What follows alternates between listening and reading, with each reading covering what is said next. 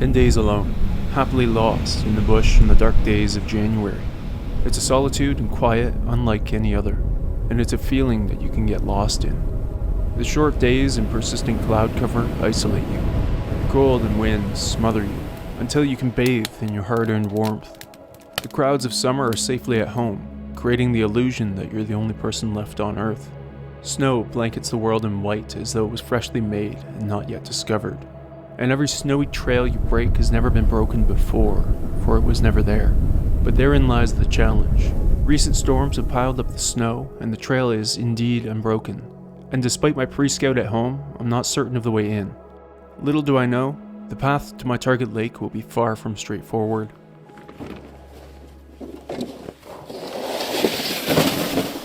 Starting out what I hope is going to be a longer trip here, and there's deep, heavy packing snow. 2 feet of it already, and it's gotten too hard to pull this whole load, so I'm gonna break a trail. It's gonna be a long day, come back and haul it in on the broken trail. Also got some new gear to try out. I've been fine-tuning my winter kit for years, and I think this could be it. In particular, I've got a new solo hot tent. Some are too heavy, too cramped, janky to set up. I think this one could be just right. Goldilocks tent, I'm hoping.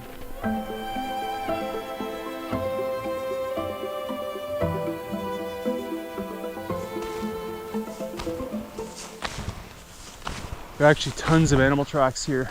Looks like lynx on the sides, moose in the middle. Could be wolf on the outside, but I think it's lynx. Bodes well.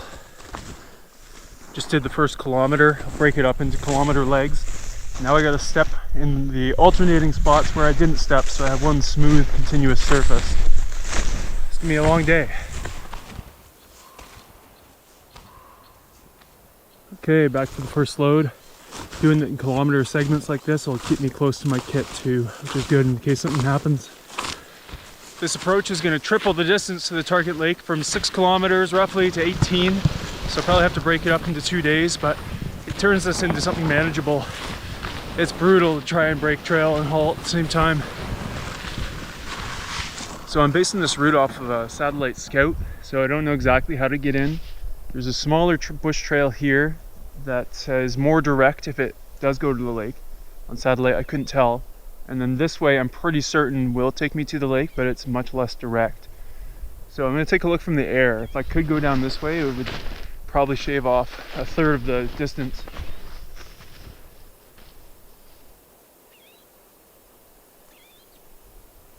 Well, the more direct trail is looking like it might get a little rough and overgrown.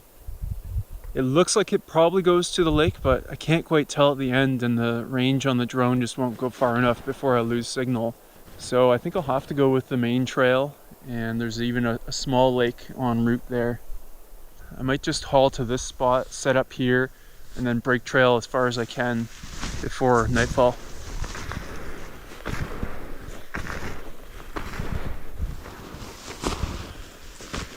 This snow may be tough to break trail on, but look at this, like snowy boughs and animal tracks and nothing else, just solitude and silence. I'm loving it.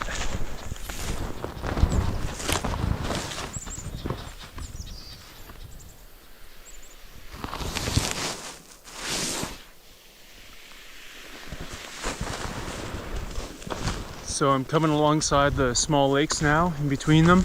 And hopefully there's going to be a little trail to bust through, because it's pretty hard to get the freight toboggan through anything like this.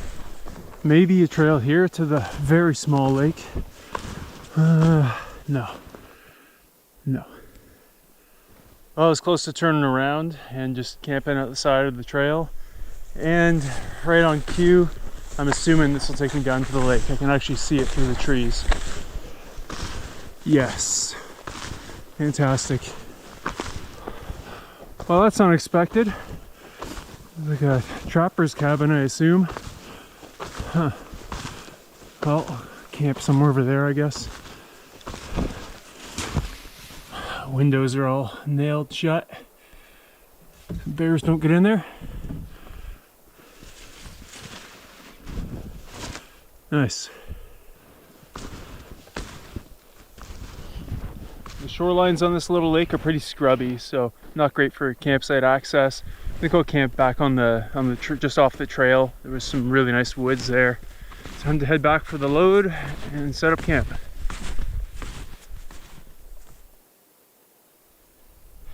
Back to my load at the fork in the trail. Got my sitting bucket out, and you know when your legs are trembling with exhaustion and you sit and the endorphins just flow? Oh, it's nice. My legs are cooked. 4.5 hours of breaking trail. So I'm just gonna camp here. There's a nice spot here, some good standing dead wood there for firewood. Snap down a tent pad here, and I'm more than happy to camp here. So here it is, the new tent. It's called the Cocoa Nest for some reason, and I'm hoping this is gonna be the solo hot tent that I've been looking for. So this tent is a solo-sized freestanding dome. And I know it's not going to be my absolute favorite hot tent, my most comfortable hot tent, but I think it'll be comfortable enough and much more mobile because it's freestanding. There's 3 poles to get it set up instead of so much more work to set up the other hot tents. I bought this tent a few weeks ago. I tried to set it up at home and it was almost impossible, so they had to send me another one because it was just too tight. Even now it's like pretty tight to get these poles into the feet, but nevertheless that is a fast hot tent setup, and because it's freestanding I can move it around, so let's give it a whirl.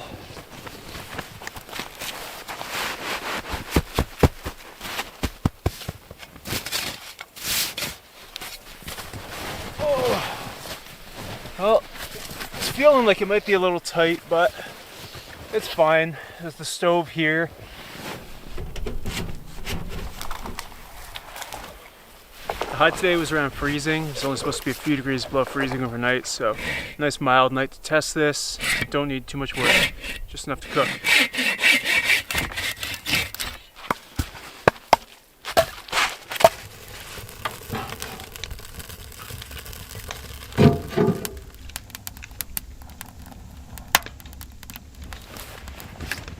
Oh, all right, not a bad setup.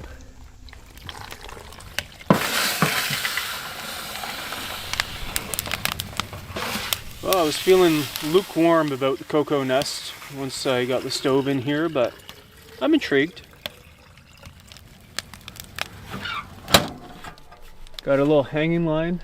There are tabs here that can hold up an inner nest, like a little mesh thing for summer use if there are bugs, but it only works if you are up to like 5, 6 or something, so kind of odd, but that's okay. I don't need it for winter camping, and I use those tabs to run this line, and now it can hang and dry things, so I'm interested. This could be good. Absolutely nothing left in the tank to cook a meal, so I'm eternally grateful for this beef pasta marinara.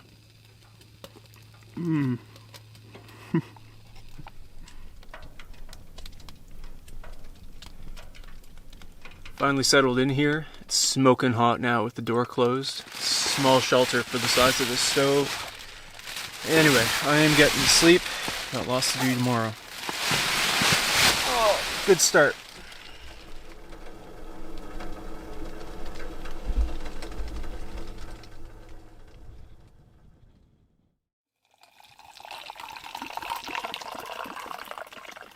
Nice and mild to start day 2, so no fire, just coffee from the thermos, granola, and now I'm ready to get on my way.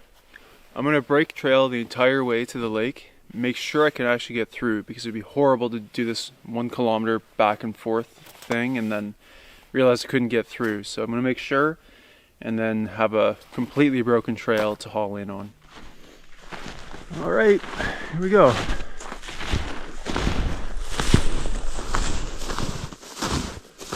So here's where I ended yesterday, onto breaking fresh trail again. At least the moose has done a bit of the work. Another fork in the trail. I'm going north.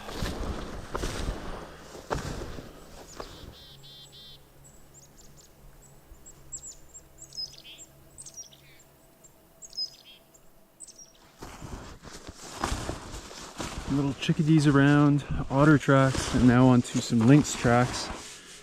Never ceases to amaze me how well suited they are to this. How little they sink. Through there is the lake with the cabin on it. I'm on the other side of that lake now, and this creek drains it.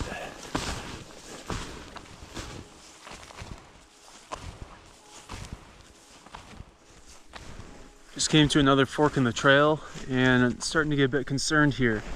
This way heads pretty much straight to the lake. It's about a kilometer and a bit that way, but on satellite pre-scout I didn't see a way to the lake. This is the way I thought I needed to go, but from the air I also can't really see a way to the lake. And it doesn't help that there's horrible visibility today and low cloud ceiling, so I can't get a great look. But now I'm concerned that the main trail is not actually going to get me there, and I'll be breaking all this trail for nothing. I'm gonna stick to the main trail. I'll go another kilometer and try and get another look from the air and hopefully get some good news.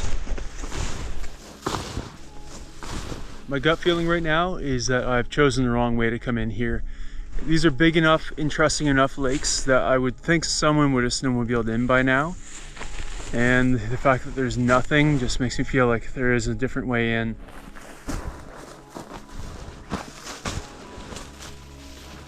There's the odd flag, but who knows what they're flagging. It could be a flag for a trap in the woods, or to somewhere completely different. Who knows?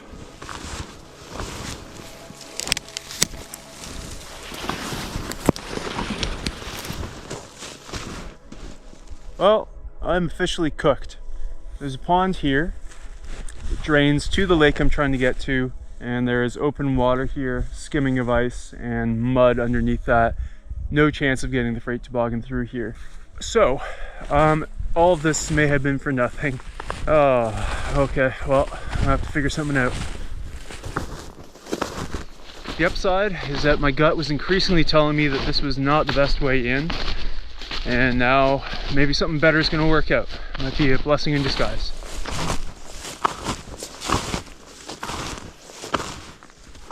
Got back to the last fork.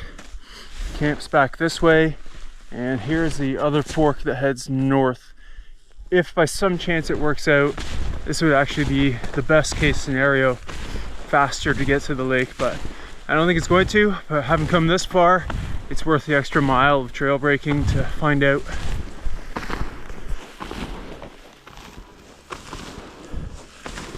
It's off to a rough start though.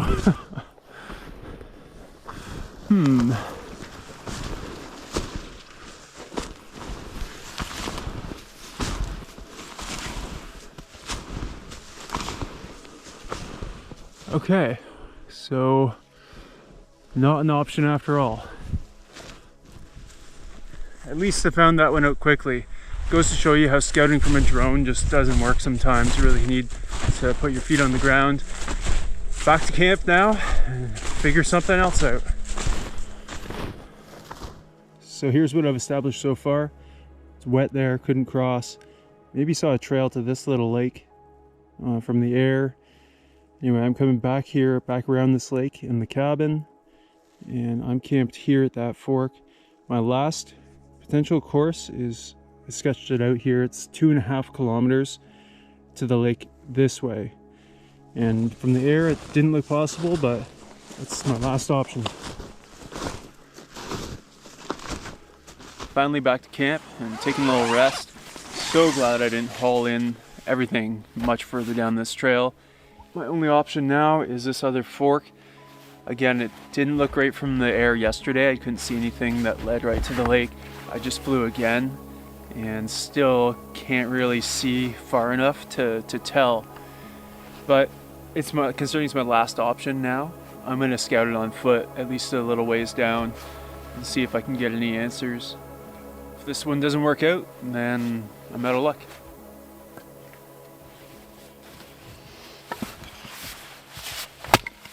Prepping a little more wood here because I'll be spending the night either way. Well, I've got to know if it's possible, so had a break, I'm going for it.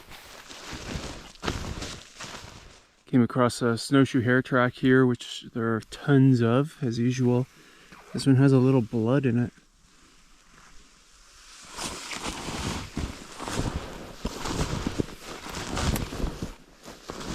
So I've hiked in 1 kilometer now, and this should be close enough to tell if I can get through.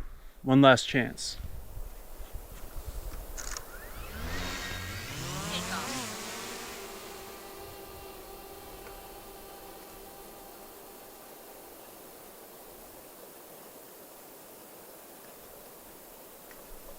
Well, my hopes for this option were pretty low, but it looks like I might actually be able to get through.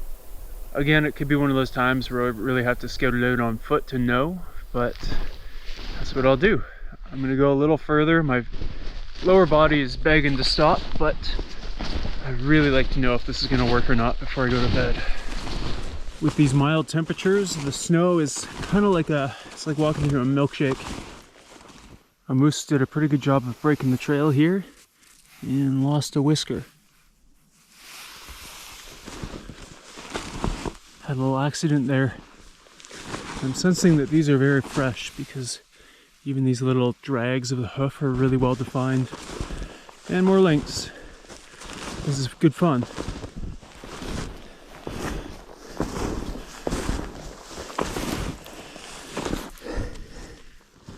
Once again, I'm 1 kilometer away as the crow flies. Let's see if this will work.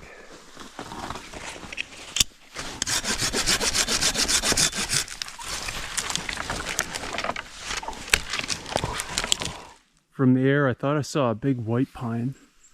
Sure enough, here it is. Half 1 kilometer left. It's gotta work. It'd just be heartbreaking if it didn't at this point. I can see the lake right over there. This could be it.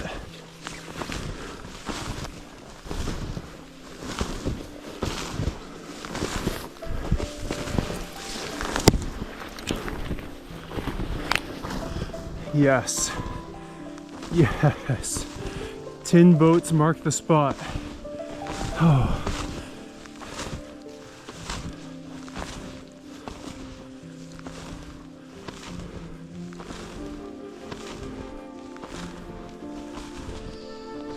Oh, yes. What a relief. With all the snow we've had and mild temps, I was worried there was going to be some slush too, but all good. Oh, can't wait to get here. I'm going to sleep at my current camp tonight. No way am I doing the rest of this today, but tomorrow's going to be a great day. I was going to scout around and try and find a good camp for tomorrow, but there's only an hour and a half of daylight left and 3.5 kilometers back to camp, so we'll figure that out tomorrow. Can't wait. You can only see about 20% of the lake here too. It's a huge one. It goes on way down there.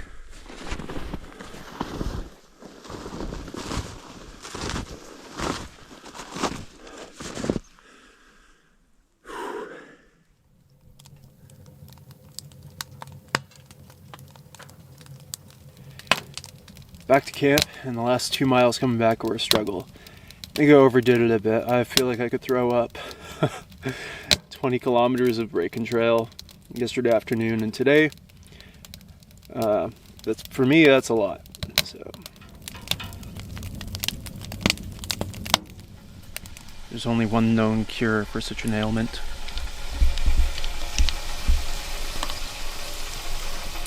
Once the nausea started to fade away, it was replaced by ravenous hunger. So I got a huge dish of pierogies with bacon bits, cheese, swimming in sauteed onions, and some sriracha.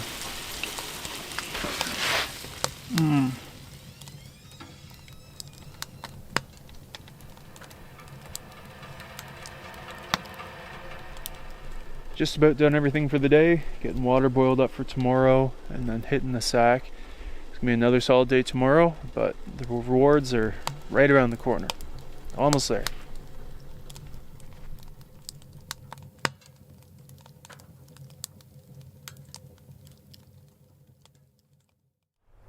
Another mild day for day 3. Blustery, Got hot coffee and packing up right after this.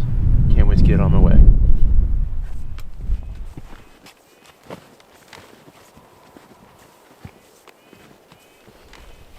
Almost done packing up here, and that was much faster than normal with this cocoa nest. Another thing I got to give it props for, I'm always asking for this, saying why don't manufacturers do this? The bag is a roll top bag, so if you have to pack up a wet tent, it's contained. Another new item on this trip, I've been looking for a bin that'll fit the sled perfectly for like 2 years. I've just been using wine boxes, but finally found this 45-liter tank bin that fits perfectly in the tank. And yeah, getting closer to the perfect setup every trip. Taking years. There's a woodpecker around and some gray jays sending me off. It's gonna be a beautiful day.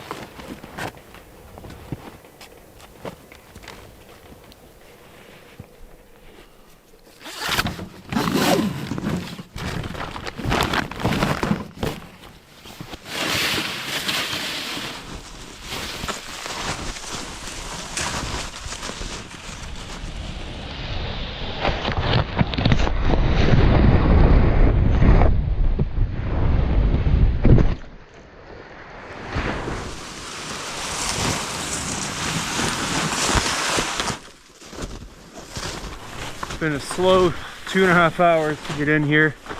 Almost there.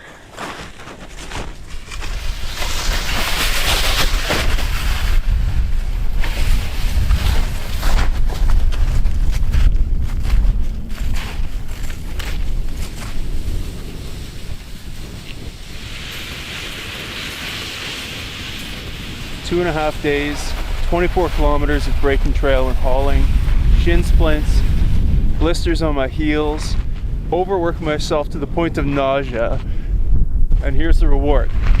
I couldn't be happier about the deal. Some cliffs coming into view there, big stand of white pine, and now I just need to find a good camp to get established here. Just checked out this little peninsula, and there is a pretty workable spot there, nice and cozy and tucked away from any big wind that might kick up. But I'm gonna go a little further down and check out this cliff view. Just coming into view.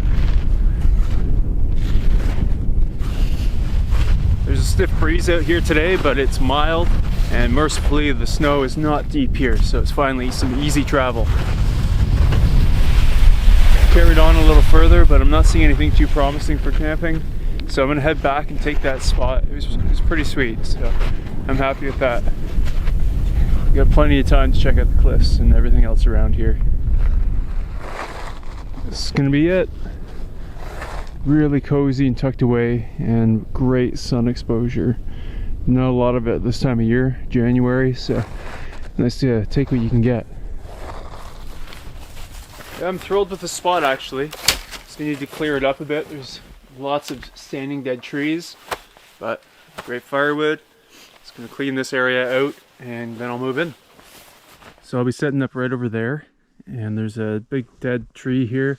I had a haunting experience with a widowmaker on my last trip, and I'm not going to go through that again, so just about to push it over.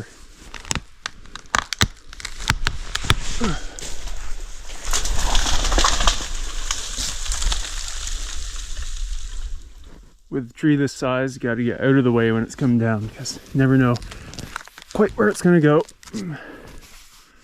That's not what I wanted. Just missed my line there. I wanted to go right there. Well, I'll leave that for now. There's no risk of it falling my way now. That's the main thing. Time to move in.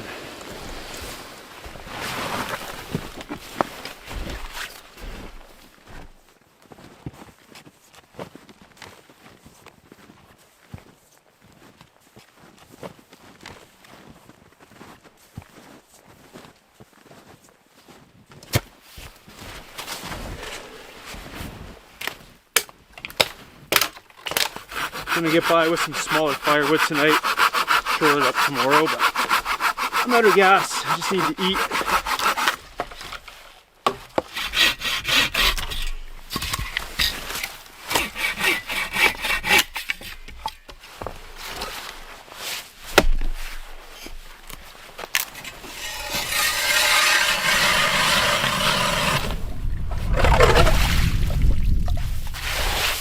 Last chore of the day.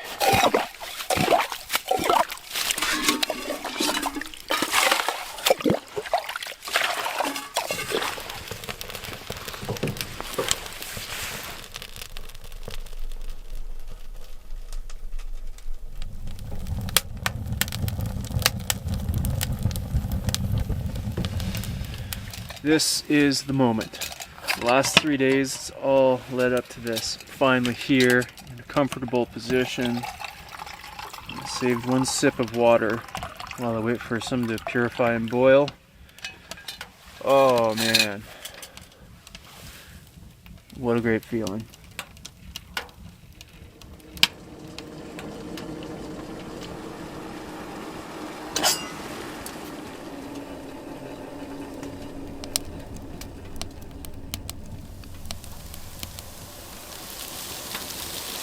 Got a little celebratory feast for the occasion. Falafel with juicy tomatoes, crispy onion bits, and sauces. Well,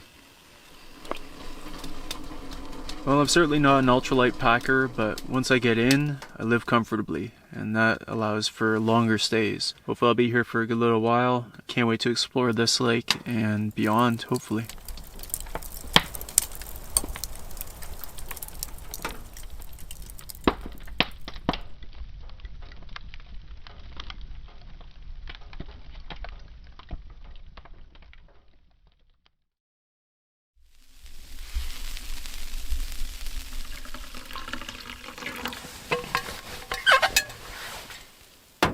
Bit of snow to start day 4, with more on the way according to the forecast. Still -4, so it's mild. My legs need a rest today, so I'm going to stay in the area, just process tons of firewood, upper body's good to go, and then have that hopefully done for the rest of the trip. First I got to get this tree off the stump.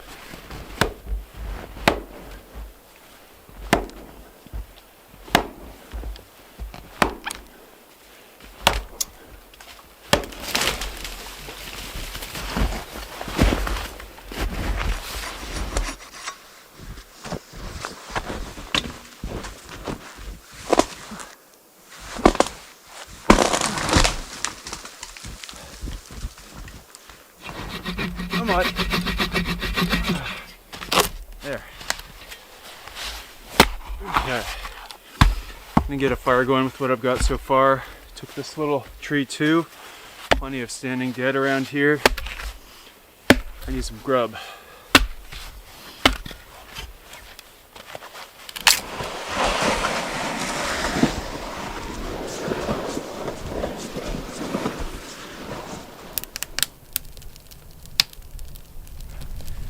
Some cheesy bacon and eggs on the way, and I brought in, for the first time ever on a backcountry trip, some whey protein for when I thought my body needed a little extra replenishment. What better time than right now? Oh, it feels good to be set up here, making a really nice home.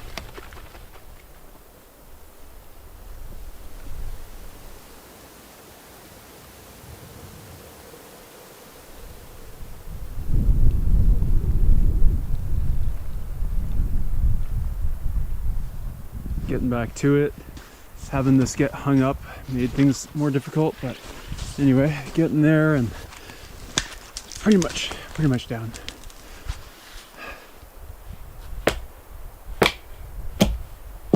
This is gonna be some great firewood. It fell in the worst place possible, right in the V of those cedars, and got really hung up there, especially with all these boughs. But now it's delimbed and ready for me to go to work.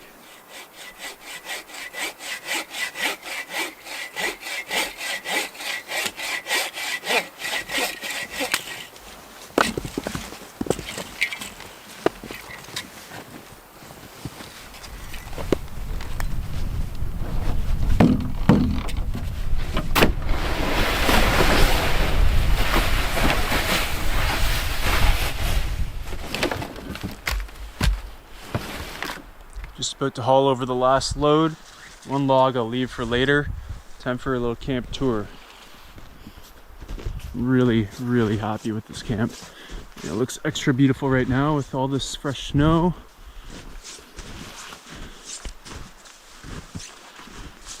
lots of firewood. And this I'll come back to, special log. The tent is working out really well, first trip with it.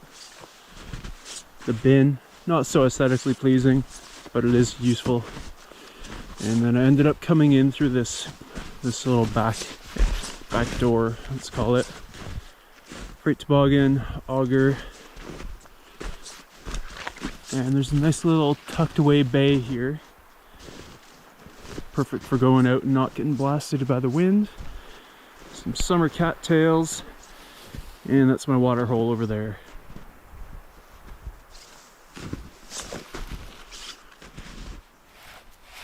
So as I cracked this log open, it's split and the heart was standing on its own.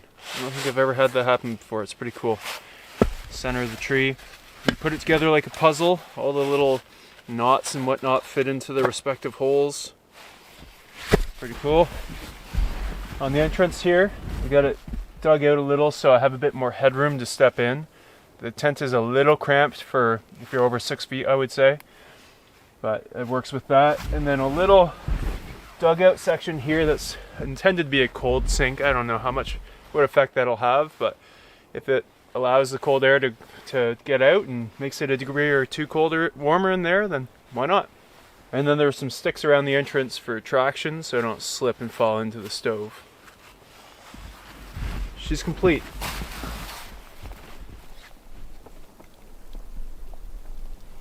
Got a big pot of mac and cheese tonight. I could eat twice what I'm eating, but I don't want to run out of food and have to leave early, so hopefully I'll add some fish to the food plan. It's gonna be too cold tomorrow, but after that, hopefully get some fishing in.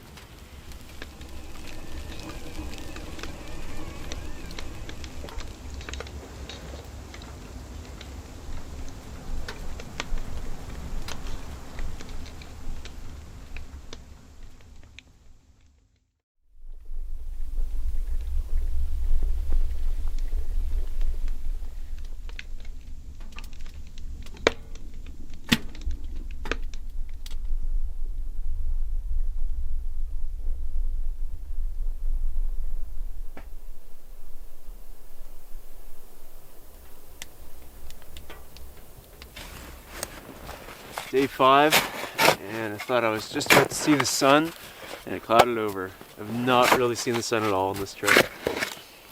Just digging out the watering hole, which the snow insulates like an igloo, keeps it open.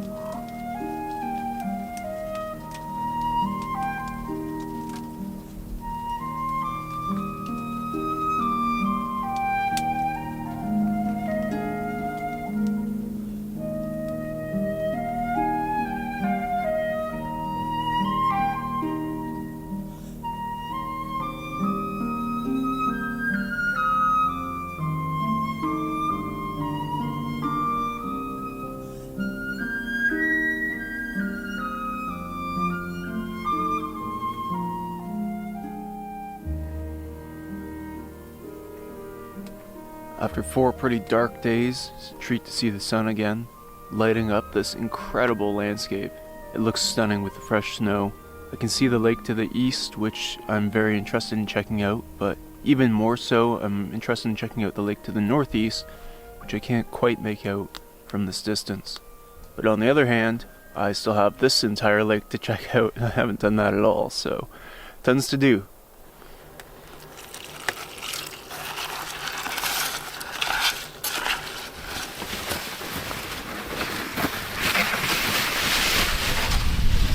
finally getting on my way to do some exploring today. I'm gonna check out the north end of the lake. It was minus 16 Celsius this morning and it's still pretty fresh out there, especially with the breeze, but once you get moving, it's pretty nice. Goal for today is to get up to the north end of the lake, look for a trail to that northeast lake, and on the way back, scour this shoreline for some kind of trail to that lake to the east.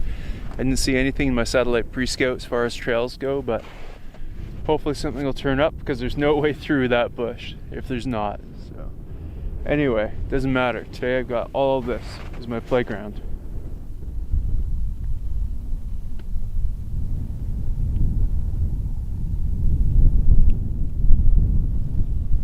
Coming into this trip, I was worried about traveling on the lakes because of slush. There's been tons of snow lately, mild temperatures, so all the snow pushes the ice down and forces water through the cracks. That sits underneath the snow and the snow insulates it and keeps this slushy layer just above the ice, which just makes travel miserable. So hopefully it's not going to be more of this down here. The snow's getting deeper, which is creating that effect. But yeah, that can certainly impact travel plans out here.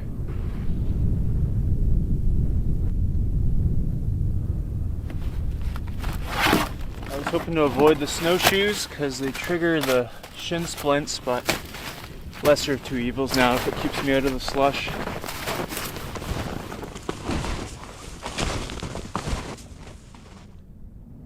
You see that? It's an old snowmobile trail that got snowed over. So they have a way in here, as I knew they would, but I did not find it. Anyway, I'll stay on this and hopefully that'll lead me to more trails. There was a cold month before this mild spell, so the ice should be pretty good, but I just went through there.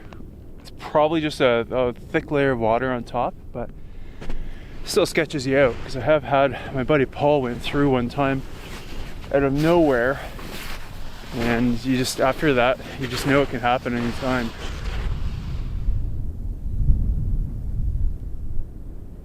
So beautiful when the sun pokes through, like fresh white linens across the land.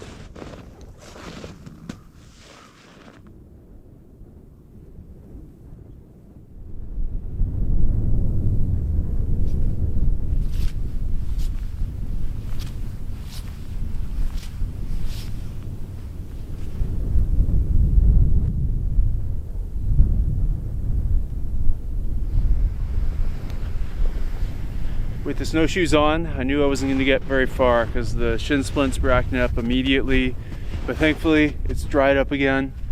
Things are looking up.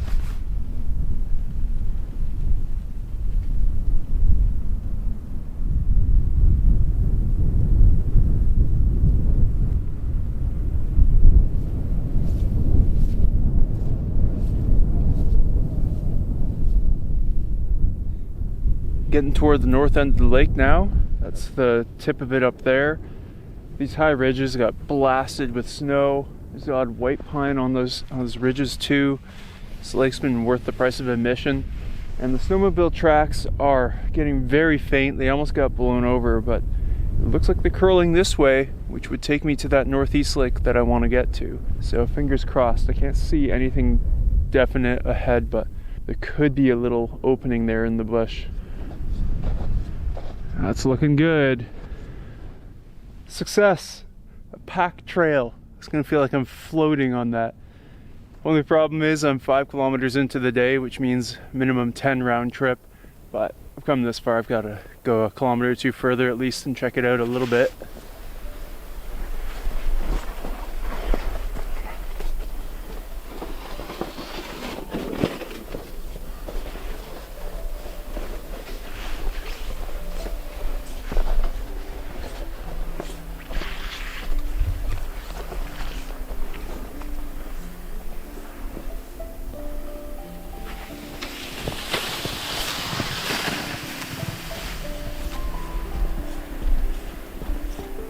Just stunning out here. This cozy little narrows leads out into the main lake, which is down there. It's a sizable lake, and I'll at least go that far and have a look.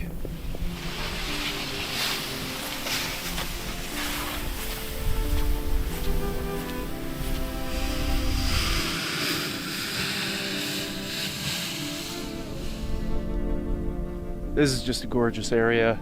It was worth the trek in here. There are the snowy ridges from the home base lake, and I can see everything on this lake now. Getting into some slush too, 6 kilometers in, so a 12-kilometer round trip sounds like probably the best place to turn around. So I'll start heading back. What a great day.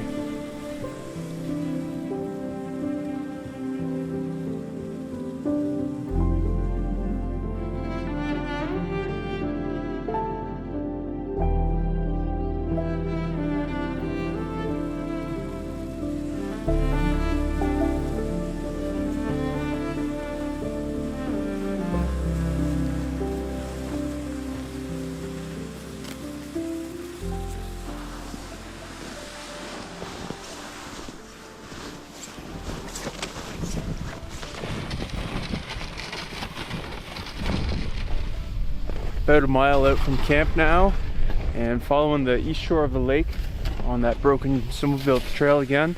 And I think they might have led me to the eastern lake as well. Let's check it out here. You can see how a trail like this would be easy to miss without that bit of broken trail to guide your eye there. And you have to look at it from the right angle too. But that's it. Even a flag on this one. Bit of a steep start, but hopefully I'll check that out tomorrow.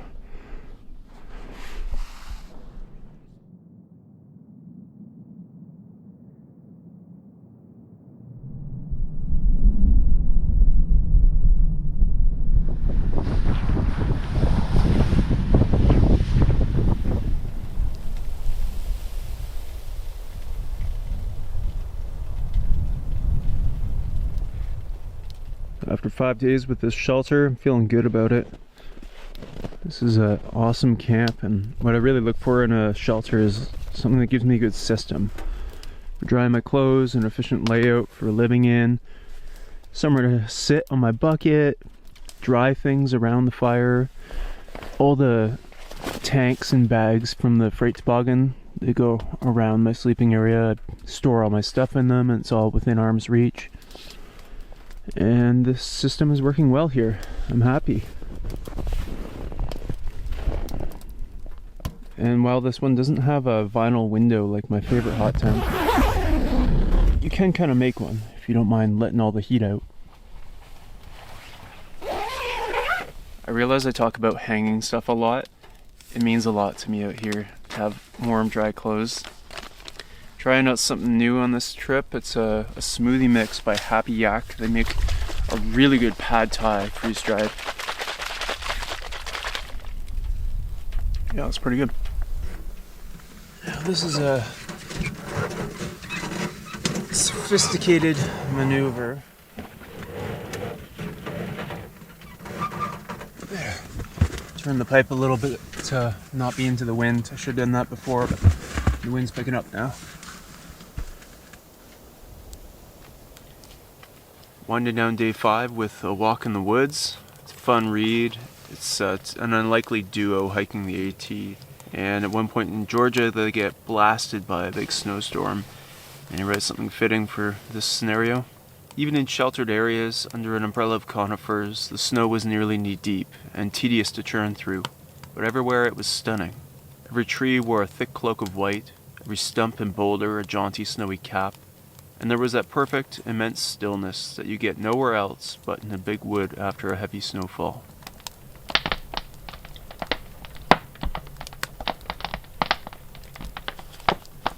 Life's funny, you know. One minute you're 18, the next you're reading by the wood stove, relishing single almonds pulled out of a reusable sandwich bag, wishing you had put on tea, and you wonder where the 89 years went.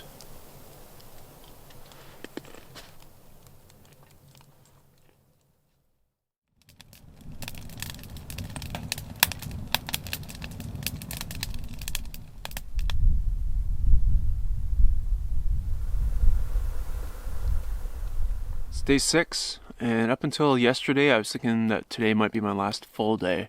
In the forecast there was 4 or 5 inches more snow coming tomorrow in addition to the 3 that I've already got since I've been at this camp.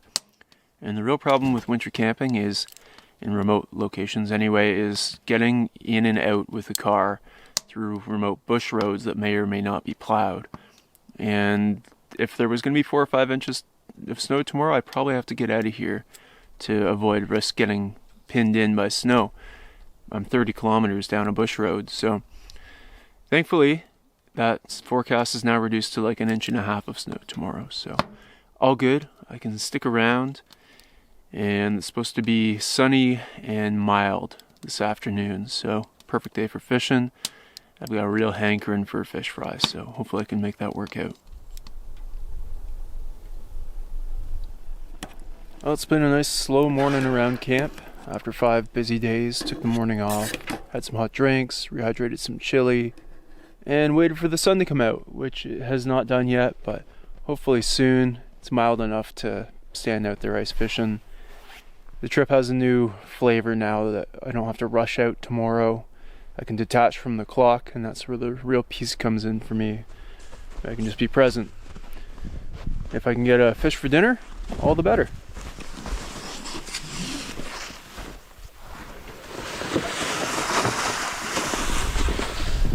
Okay, where to begin? Where I'd really like to fish is that northeast lake that I visited yesterday, which according to the province has lake trout, or at the very northern end of this lake, which the northeast lake flows into. I feel like those could be good spots, but they're 6 kilometers away, so I'd spend most of the afternoon getting there. I'm just going to stick really close to camp. I did pull the bathymetry surveys from the 70s, most of them were done, for all 3 of these lakes, and this one maxes out around 50 feet. Because the northeast lake flows into this one and has lake trout, I bet there are some in here, but more likely pike. But I'll just be happy to get some kind of a bite. I'm just going to start right on this little peninsula. Why go far? This is a perfectly good piece of structure. I might drift down to the southern end of the lake later, but we'll see how this goes and what the slush is like. I'm in the mood to start out with a spoon. And I might tip it with this. It's a little bit of dehydrated shrimp. It was for my consumption on trips, but I didn't really love it, so it's a nice lightweight bait. Just get it a little wet, make it a bit more supple. Alright. Before I start fishing, I make sure I have my extraction tools ready, club ready to dispatch, so that everything is quick for the fish, and check the regulations on my phone. Make sure everything's legal.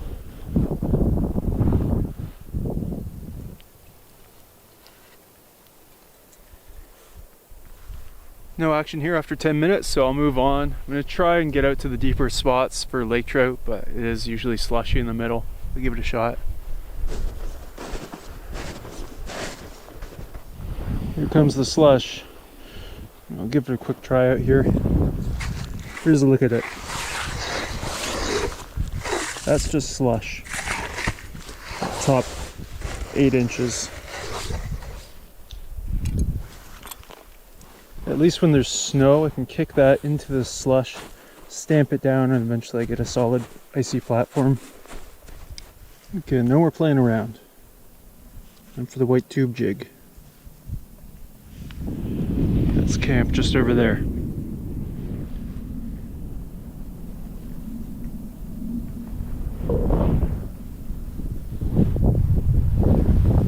Alright, that's enough of that. I'm gonna drift south. Some more structure down there, not much around here.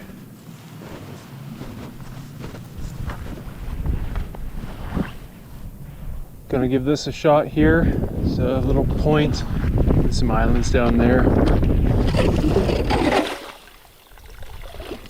I'm wondering where that blue sky in the forecast has gone to. There's not one sliver of blue. It's still beautiful in this grayscale.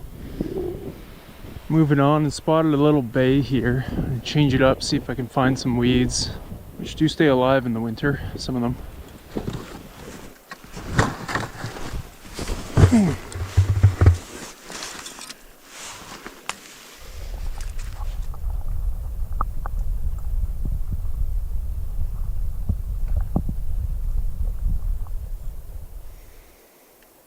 Nope. Walking over to the islands and I just dropped my auger, slipped out of my hand and fell back on, hit my calf right at the end. Thankfully there's the blade covers on because the blades are razor sharp. But it reminded me of when I see people hold an axe over their shoulder, unsheathed, with the sharp blade like right behind their skull. Yeah, Darwin Awards. So there are a number of small islands around here, always good structure. I'll try one here and then one on the other side in between those ones.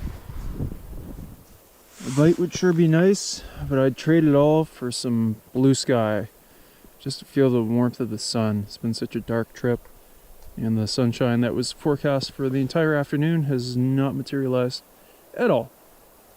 Haven't seen a sliver of blue sky. Nah. Nope. Yep. Okay, we got an island, a big bay, and some more islands.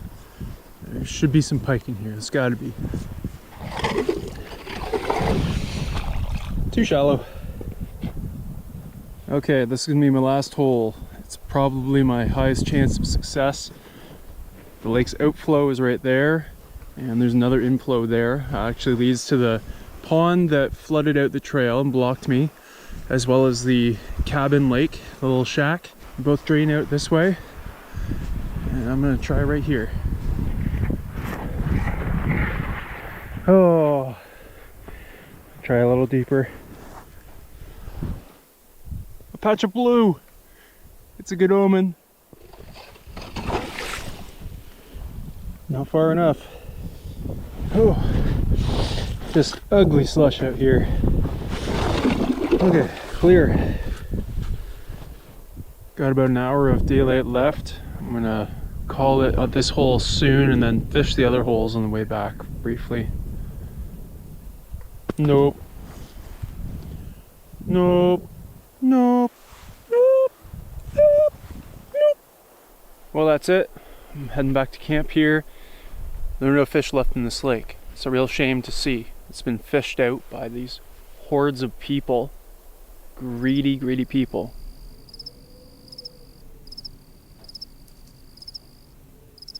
But I had a nice afternoon. I might even try again tomorrow before it gets cold.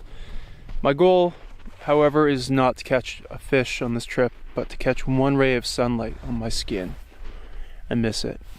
I'm starting to feel like one of those sweet little Asian grannies that holds an umbrella over themselves their whole lives to keep their perfect skin. It's not the life for me.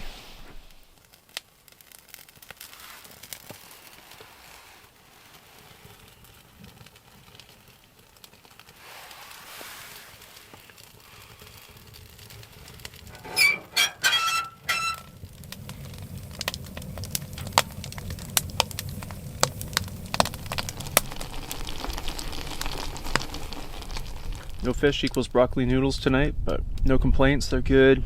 I'm feeling great. Camping Zen set in today. It's late, day 6 for Camping Zen. Normally it's more like day 3 or something. Even night number 1 if the vibes are right. But anyway, I'm here and I'm looking forward to exploring some more tomorrow. The last mild day before it gets cold.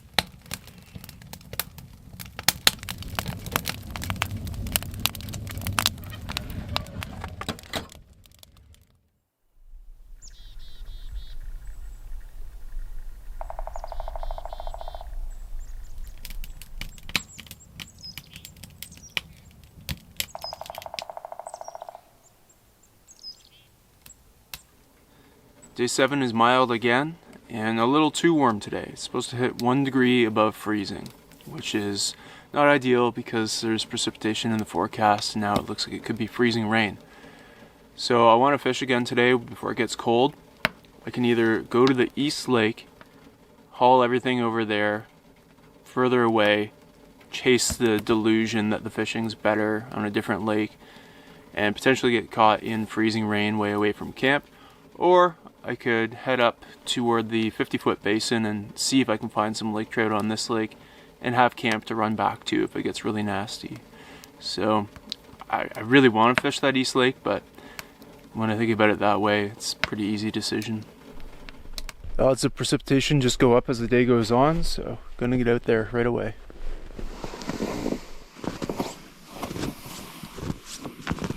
So if I stick to the west shore of the lake, it seems to be pretty slush free, so I'm gonna try and do that. So according to that old bathymetry survey, I should be around the southern end of the 50-foot basin now, around these cliffs, which makes sense. And it starts to get slushy if I go any further, so I'll just fish the edge of it here. It should be just as good. Lake trout are normally found on more so 100-foot lakes, but again, that northeast lake is over 100 feet, supposed to have lake trout, and flows into this one with reports in that old bathymetry survey of there being lake trout here, so I'm gonna go with that.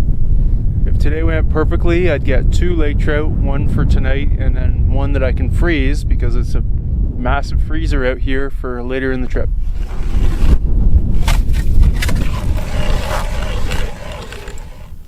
Here goes nothing. I'm gonna try a lipless crank, which makes a rattle, maybe bring some fish in. Location is 100 times more important than the lure, but I'll try a couple here. Let's try a little paddle tail on a flasher jig. Just saw the outline of the sun for a second. It is dreary otherwise. How about a big honkin' spoon?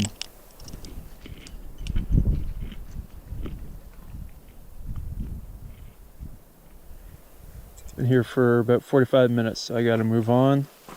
If depth isn't doing it, then I'll go back to structure and try and work the boulder field beneath these cliffs. Maybe this will be the spot. Gotta try and stay optimistic. Well, I'm worried the rain's gonna hit any minute, so it's time to get creative.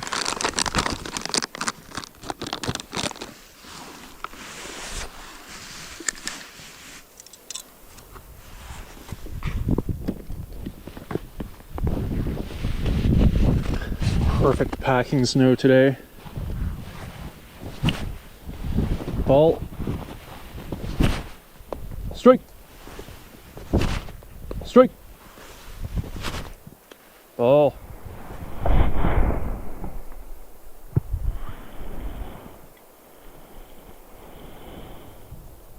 It's a damp wind today, so it's actually pretty chilly despite the temps.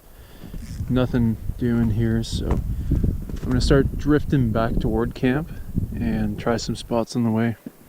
On to hole number 3 for the day.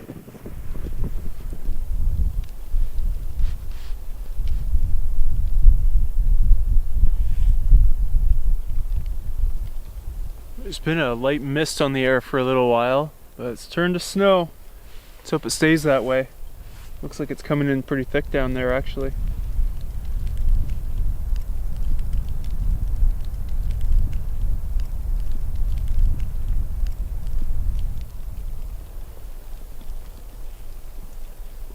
Well, it's a lot nicer out here with snow than rain, but it is warm enough for it to melt, so I'm gonna head back to camp before I get too wet, and if it passes then I'll fish around camp. It doesn't seem to matter at this point. No action at all, not a nibble.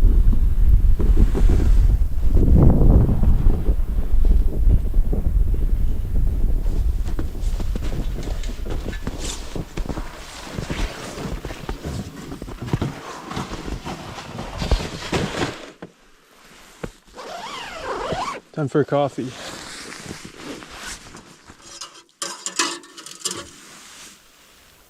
That was a good break. Precipitation is mostly tapered off for now. I'm just fishing right in front of camp there. Can't say I really want to ice fish anymore, but I would really like fish for dinner.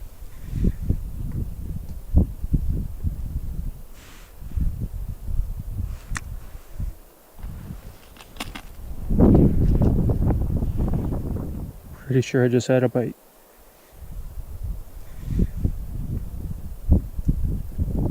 I think that was a bite.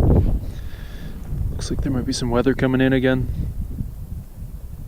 Thank goodness it's not rain. Big, beautiful flakes right now.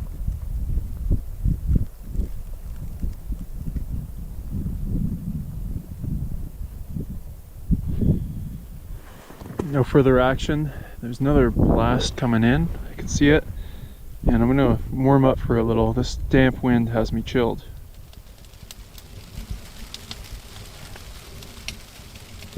Dry wood heat's a perfect cure for a damp chill.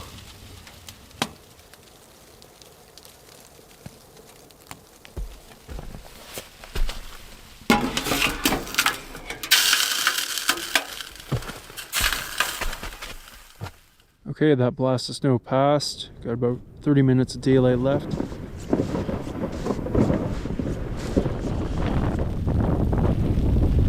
Good blast coming in now. It's pretty much a whiteout.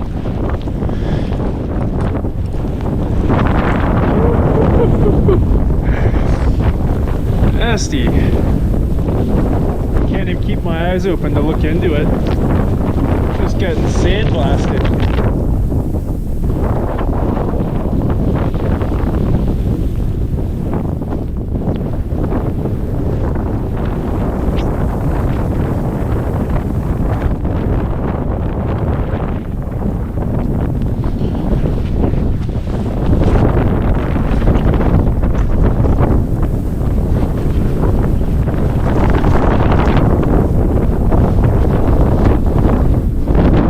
I know we got a hot stove going.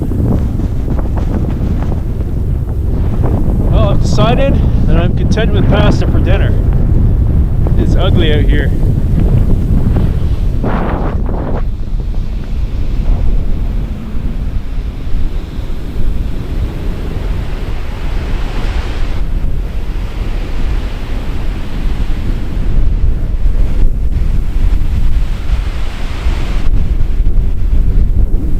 Safe to say the cold front has arrived.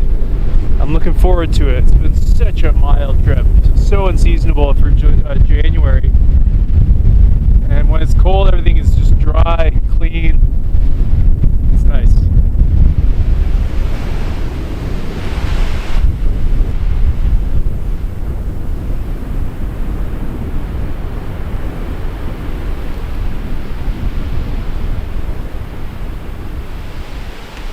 I'm incredibly glad I took down that dead tree.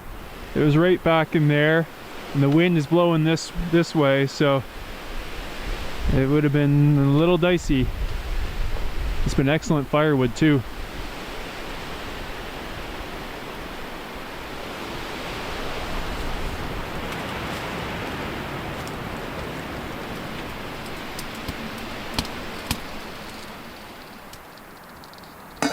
Rotini on the way, and the stove is drafting nicely with the elbow on the end pointed with the wind. It makes all the difference. It is such a pleasure to be in here after being out in the wind and cold. And it got me thinking about pleasure, and the truest form of it, I think, is not an abundance of good, but the absence of bad. This pasta looks like an abundance of good though.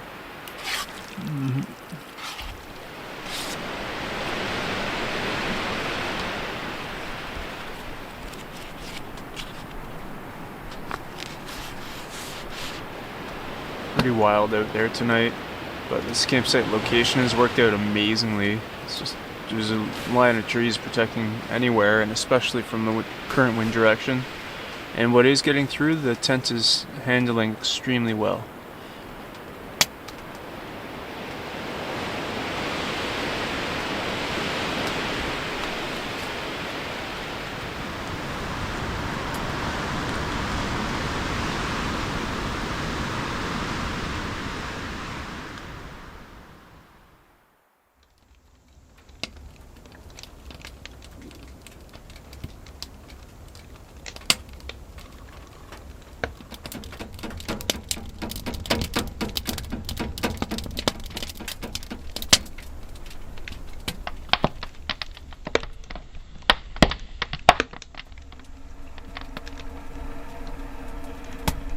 It is nippy to start day 8, maybe just a hair shy of -20, but well into the -20s with the wind chill.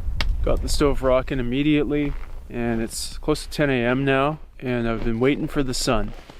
It's so close. I'm almost getting direct sunlight, but it's just obscured and it won't quite get there. So I'm really hoping to see it soon.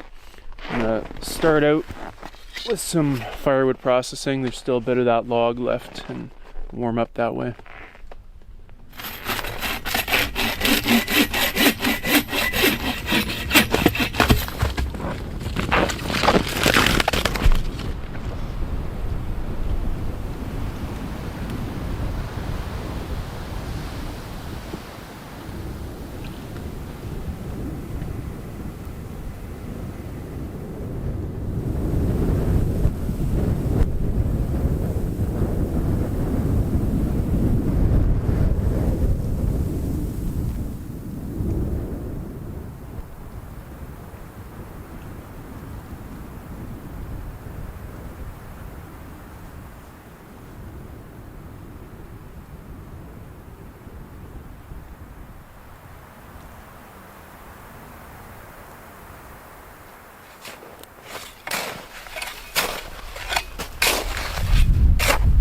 Let's see who prevailed, cold or snow.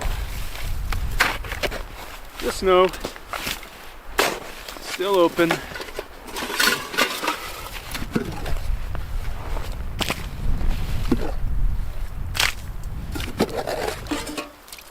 It gets into the -30s. Maybe sometimes it'll get it, but otherwise it's pretty foolproof.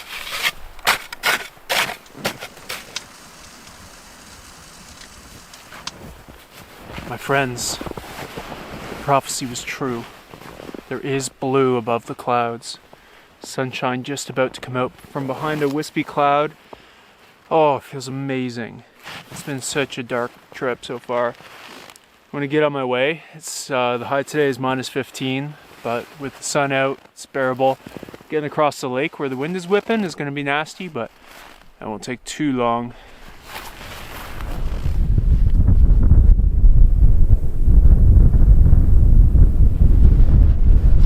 Had to wait till 12:30 to get out. It's just too nasty this morning. It still feels like -25 in this wind.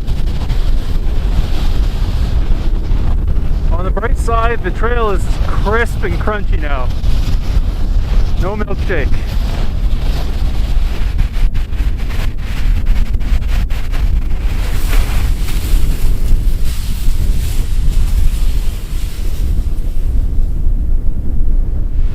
-25 wind chill doesn't even do it justice. I'd take the -30s and calm any day over this.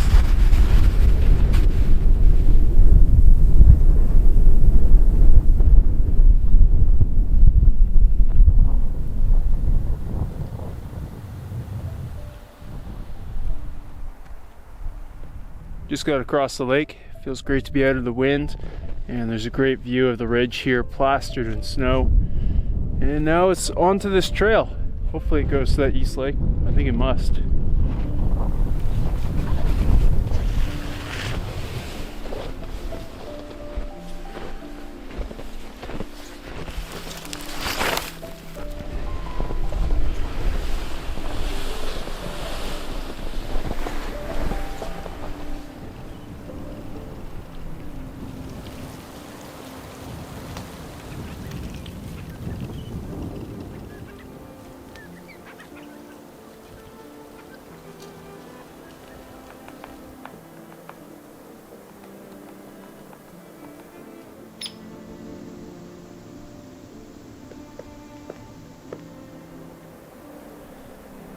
Having a nice stroll in the woods here. Canada Jay stopped by and a hairy woodpecker. The broken snowmobile trail evidently hasn't been used since at least that snowfall on day 4. And it started heading east toward the lake I'm trying to get to, and then veered straight south. So I followed it thinking that maybe it'll eventually turn back east, and that has happened. It's a little bit of a circuitous route, but looks like it's going to get me there.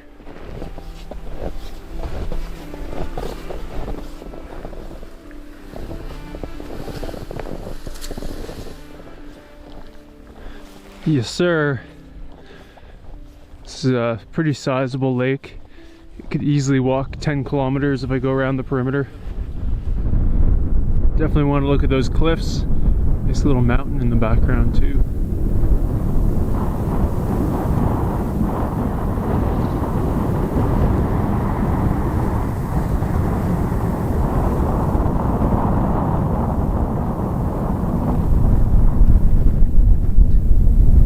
out for about 2.5 hours and just realized there's 2.5 hours of daylight left, so I better turn around given the conditions. There's some pretty stiff wind chill on this lake too. Not as bad as the other one, but anyway, glad I got to see it. Some interesting features and a lovely stroll through the woods. That was the best part. It's so calm in there.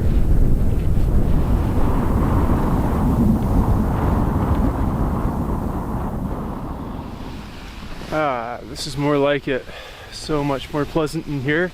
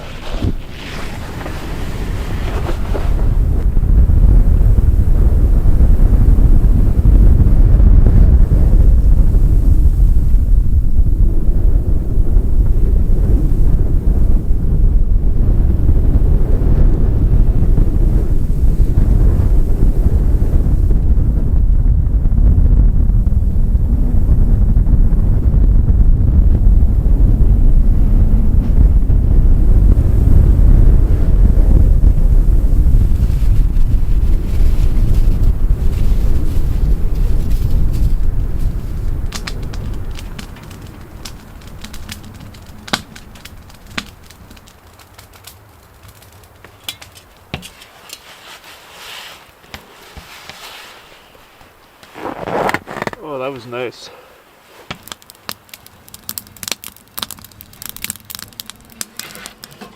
Covered over 50 kilometers on this trip now. Normally in winter just gets the best of my knees and they'd be hurting. Especially my surgery knee. But Aaron has been encouraging me to get something for years, I would say, at least years. And I finally did some orthotics. I haven't had any knee pain on this trip, nor did I have any on my last 6-day trip when I took them out for the first time. That is life-changing for me. Couldn't be happier about it. Just wanted to spread the word in case anyone out there is as stubborn as me.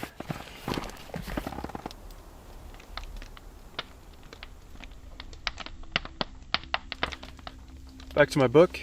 There's a good quote here about hoofing it. Distance changes utterly when you take the world on foot.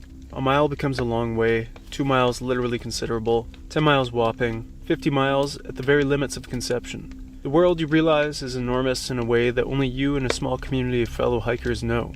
Planetary scale is your little secret. Life takes on a neat simplicity too. Time ceases to have any meaning. When it is dark, you go to bed, and when it is light again, you get up. And everything in between is just in between. It's quite wonderful, really.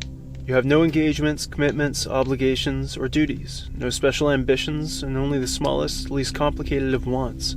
You exist in a tranquil tedium, serenely beyond the reach of exasperation. All that is required of you is a willingness to trudge. Expecting the coldest night of the trip tonight, but that means it's clear and the stars are out.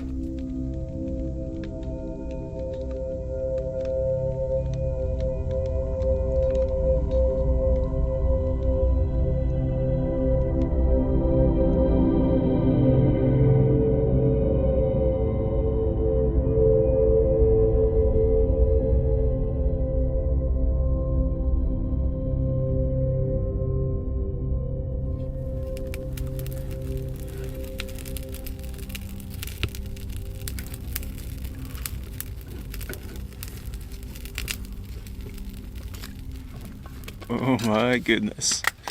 It is bitterly cold out there for day 9.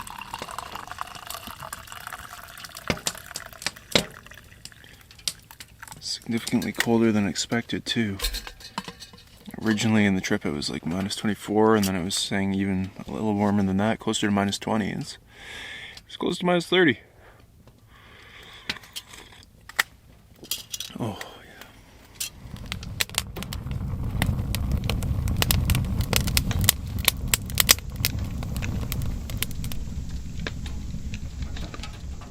Cold gets a little scary at these temperatures. It just strips you bare as soon as you go out, but thankfully this stove is generously sized for this tent, so I can make it whatever temperature I want in here. It could be 40 degrees Fahrenheit if I really wanted it, or Celsius if I really wanted it to be.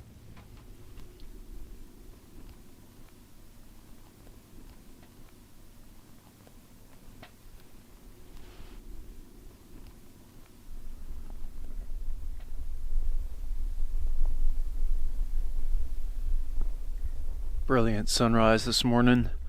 It'd be really nice to get some warmth from the sun before it clouds over. It's supposed to be snow coming today.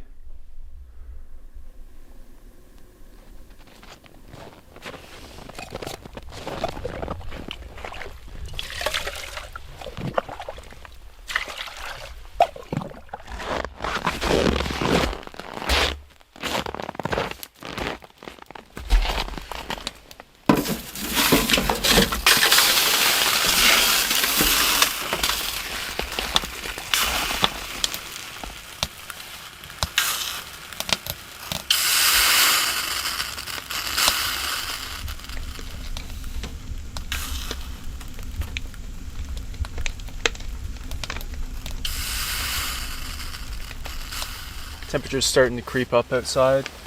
Got the thermometer inside, and right around here where my head would be, the stove pretty dampered down, 25 degrees Celsius.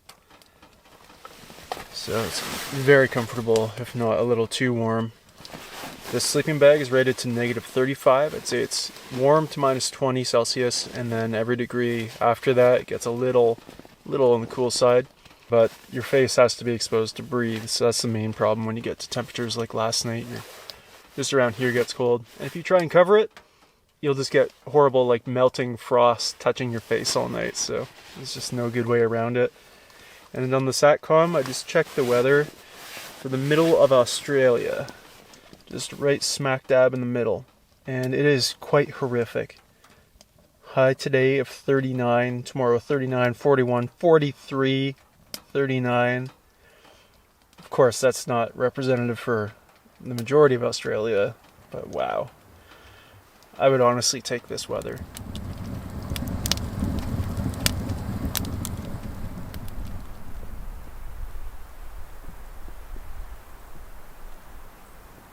Well, it's been a nice quiet day at camp. I've seen all the lakes around here that I hope to. It's too cold for ice fishing. It's warmed up a bit, but now there's the wind and snow out on the lake, so not a nice day for ice fishing. So I just enjoyed the heat of the wood stove and the pitter-patter of snow on the tent. Very peaceful. And tomorrow I got to haul out, so I didn't want to do anything too strenuous. The shin splints are still bugging me a little bit, but should be fine tomorrow to get out. Sun just went down, and it just keeps on snowing here. It's been consistently accumulating all trip. And hopefully the road is plowed that I came in on, because I feel like it's been adding up.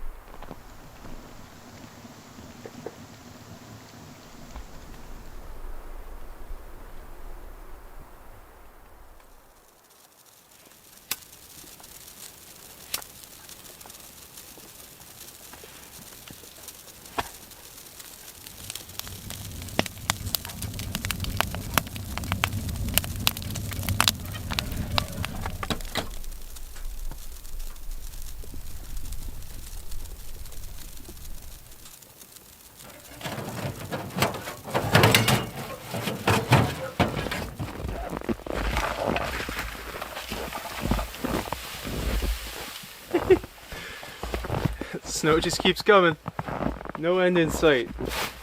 Almost done packing up here, and then we gotta haul out and hope that road is plowed.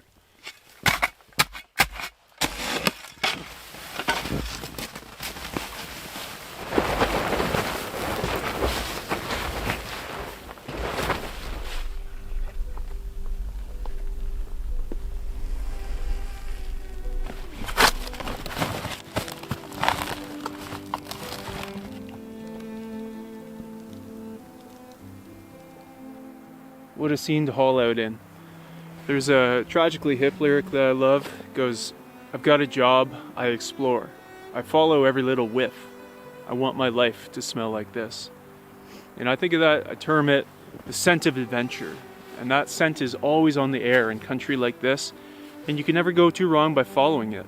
You might pick the wrong trail once in a while and work yourself into a state of nausea, but the rewards are still sweet, if not sweeter in that case where you had to struggle to get them. 3 beautiful, huge lakes. Ridges and boughs plastered in snow, and true peace and quiet for 10 days. It was great. Hopefully this haul out's not too bad.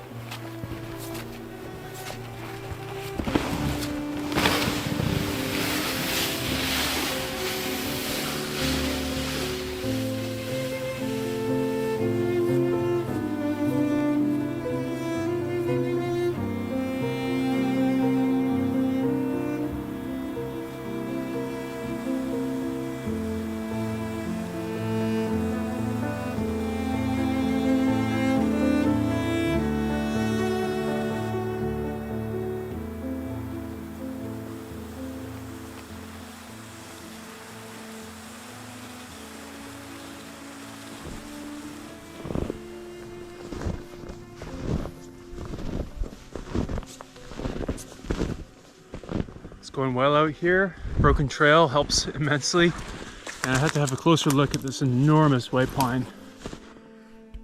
What a giant.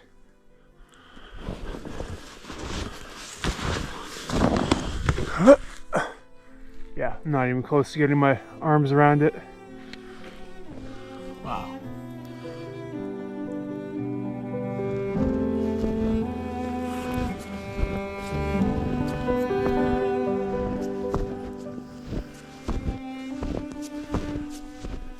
Well, that was quite a workout, but now I get to enjoy all the comforts of home, stuff my face, and most importantly, the road is plowed. Phew!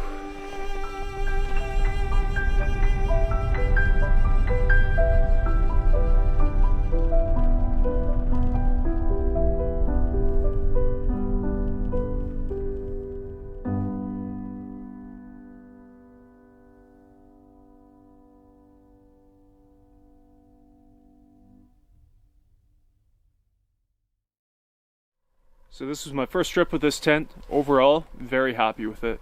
Some things I would change. I think it needs a skirt. I would say that's the only mistake in this design. My other comments are more subjective, but a skirt that you can bury and keep drafts out on the edges is great. I did pile snow up against there, but a skirt just really seals it off. Secondly, I would love if it was 10% bigger. I found either my foot box of my sleeping bag or my head around the sleeping bag around my head was touching the frosty walls in the overnight and in the mornings, and there just wasn't enough room. I am 6'3", but still I think 10% bigger would be better. And then the nest that goes inside would actually make some sense, because right now it doesn't. You can barely fit a regular sleeping pad inside of it. It's on all the reviews, everyone says it's bizarrely small. So if the whole tent was 10% bigger, it'd be a minor weight penalty, but it would just make the space so much better, and then the nest would work. I wouldn't use the nest myself, but anyway, I'd still rather have the bigger footprint of the tent. The other thing, the stove jack. I find with synthetic tents, the stove jack is always very small, and I'm more comfortable with more than 1.5 inches between synthetic material, a millimeter of it, and a burning hot stovepipe. So that would be nice if they started making those bigger. The poles, like I mentioned, are a bit awkward to get in for setup, but doable, and overall it's a fast setup and a very fast takedown, so I'm happy with that. And then I can't speak to the quality yet, I haven't used it long enough, but the zipper is already getting a bit janky around the door, so that's not the best sign. Otherwise, everything's holding up just fine. And then lastly, whenever you open the door, you gotta hold the corner of it here, otherwise the breeze can flap it into the stove, and the burning hot stove will just melt that in a millisecond, so you gotta be constantly vigilant with that. Not sure what they could do about it, but something to keep in mind. Overall, very happy with it. No.